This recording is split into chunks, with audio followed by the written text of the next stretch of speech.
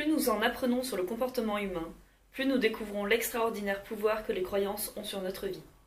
À bien des égards, ce pouvoir défie les modèles logiques qui sont les nôtres. Mais il ne fait aucun doute que, sur le seul plan physiologique, les croyances agissent sur les réalités. La plupart d'entre nous connaissent l'effet placebo, par lequel un médicament dénué de toute propriété curative agit sur le malade qui est persuadé qu'on lui donne un traitement efficace. À ce sujet, Norman Cousins, qui découvrit sur lui-même le pouvoir de la croyance dans l'éradication de la maladie, écrit « Les médicaments ne sont pas toujours nécessaires, la croyance en la guérison l'est toujours. » Rappelez-vous donc ceci. Quand vous dites que vous êtes capable d'accomplir telle action et quand vous dites que vous en êtes incapable, dans les deux cas vous avez raison. Les deux types de croyances sont très puissants. La question est de savoir quel type de croyances il vaut mieux avoir et comment les susciter. Je voulais aujourd'hui parler d'un sujet qui surprend toujours un peu quand je le dis. C'est sur le fait que je ne prends quasiment jamais de médicaments et que je ne suis quasiment jamais malade. Et comme dit dans les extraits que j'ai lus au début de la vidéo, nos croyances deviennent nos réalités. Donc pour ma part, je prends jamais de médicaments parce que je crois très fort en ma capacité d'auto-guérison et en la force de mon corps pour se régénérer. Et alors je sais que j'ai un tout petit corps qui paraît très fragile comme ça, mais en vrai il est très fort et très puissant. Et les gens sont souvent surpris de la force que j'ai dans mes petits bras. Voilà, moi je me suis jamais rien cassé, jamais rien foulé, malgré toutes les chutes que j'ai pu faire et tous les sports que j'ai pu pratiquer. Et pour en revenir aux maladies, oui, il m'arrive d'avoir des petits rhumes, des petits maux de tête ou des maux de ventre de temps en temps, mais je suis pas du tout de ceux qui vont directement se jeter sur un Doliprane ou un Spasfon.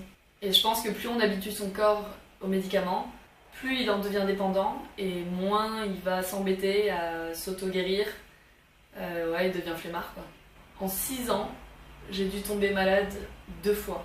Et genre 2 fois au point de prendre des antibiotiques.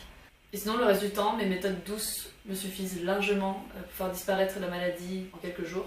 Et elles m'ont été pour la plupart enseignées par mes parents. Merci papa, merci maman, merci la culture asiatique.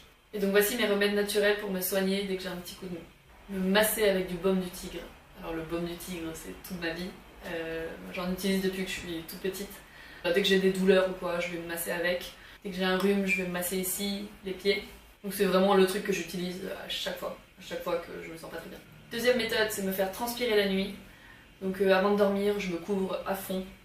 Genre 2 pulls, chaussettes, limite bonnet, tout ce qu'il faut. Plaid, couette. Et le but c'est de transpirer.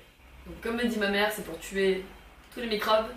Et généralement quand je fais ça, le lendemain, ça va 1 milliard de fois mieux. Ensuite, faire des inhalations aux huiles essentielles.